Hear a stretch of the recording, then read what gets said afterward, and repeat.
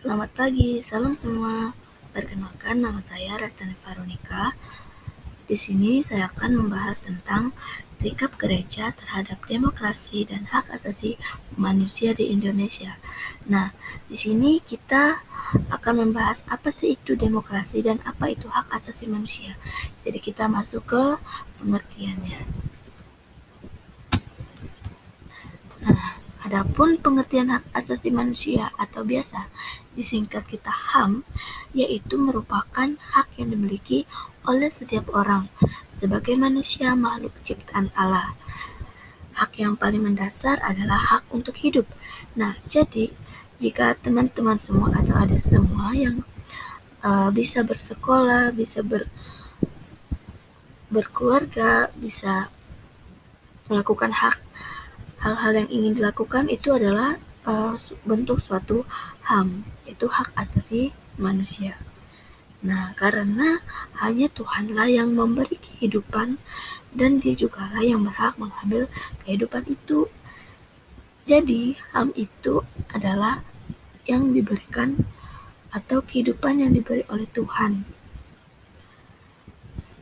Sedangkan demokrasi. Nah, demokrasi ini adalah model pemerintahan yang menempatkan rakyat sebagai unsur terpenting karena rakyat didengarkan dan dijadikan acuan dalam pengambilan keputusan. Nah, contohnya tuh kalau di lingkungan masyarakatnya kan kita bisa melihat kita memilih kepala desa, itu ada mengadakan pemilu. Nah, kalau di lingkungan sekolah seperti apa?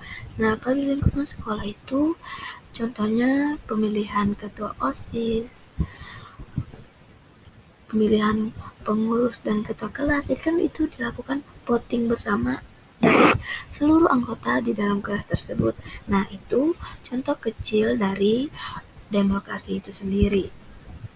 Nah, selanjutnya kita masuk ke dalam pengertian memahami demokrasi dan hak asasi manusia dalam Alkitab.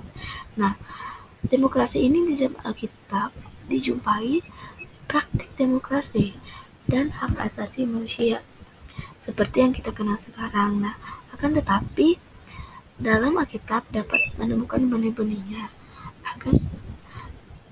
agar selalu dapat menghargai kehidupan dan nyawa seseorang. Nah, di dalam Alkitab ini kita diajarkan untuk menghargai. Nah, kan demokrasi tadi yaitu keputusan bersama. Jadi kita di dalam menurut Alkitab ini kita diajarkan untuk menghargai keputusan-keputusan itu. Jadi tidak membeda-bedakannya.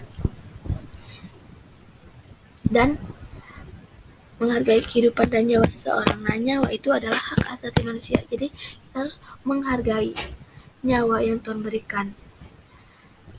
Nah, serta melakukan perintah-perintahnya agar manusia hidup saling memperlakukan sesamanya dengan baik. Nah, di dalam Alkitab ini kita diajarkan untuk memperlakukan sesamanya dengan baik. Jadi hak kita. Jadi hak asasi manusia itu juga mendapat perlakuan yang adil. Kita tidak dibeda-bedakan. Makanya di sini di dalam Alkitab ini diajarkan supaya kita memperlakukan sesamanya dengan baik. Nah, selanjutnya Mazmur 133 ini berbicara tentang suatu masyarakat yang hidup rukun bagai saudara. Nah, masyarakat yang hidup rukun bagai saudara ini yaitu masyarakat hidup yang rukun ini tentu yaitu mereka yang saling menghargai sesamanya. Iya, yang seperti saya bilang tadi, menghargai. Nah, di dalam HAM, hak asasi manusia, kita menghargai nyawa kita. Itu adalah sesuatu menghargai. Kalau di dalam demokrasi, kita menghargai pendapat kita. Jadi, di dalam Mazmur ini kita diajarkan untuk menghargai sesama. Nah, kita diajarkan untuk tidak akan saling menekan. Nah, di dalam kita berdemokrasi, kita tidak boleh memaksa kehendak kita karena itu adalah hak asasi kita. itu hak kita mau memilih siapa. Misalnya kita di dalam demokrasi itu kita berhak memilih siapa saja yang kita pilih. Jadi kita diajarkan di dalam Alkitab, di dalam Mazmur ini kita tidak boleh menekan. Jadi hak kita untuk memilih itu atau berdemokrasi itu adalah hak kita. Nah, kita juga tidak diajar untuk menindas. Nah, jikalau kita tidak memilih yang misalnya tidak kita pilih, jadi kita tidak diajarkan untuk kita menindasnya dan memeras. Memeras itu seperti kalau tidak memilih dia, nanti saya minta apa gitu. Hal-hal untuk memeras dia. Jadi itu tidak diajarkan untuk kita menurut Mazmur ini.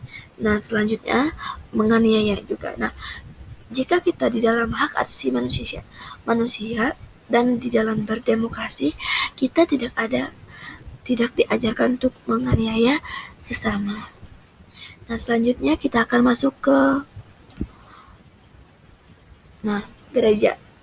Gereja ini mendukung yaitu demokrasi dan hak asasi manusia.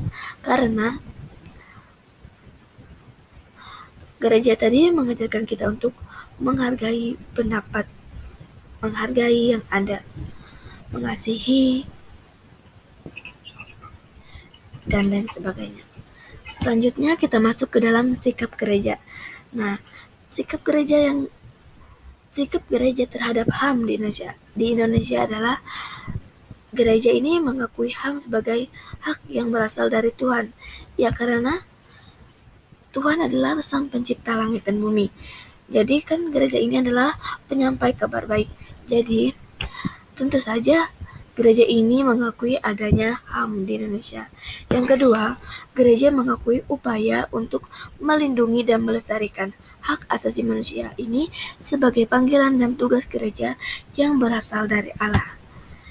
Masuk ke kesimpulannya. Nah, jadi gereja adalah sebagai penyampai kabar baik atau keselamatan dunia, yaitu keselamatan dari Tuhan.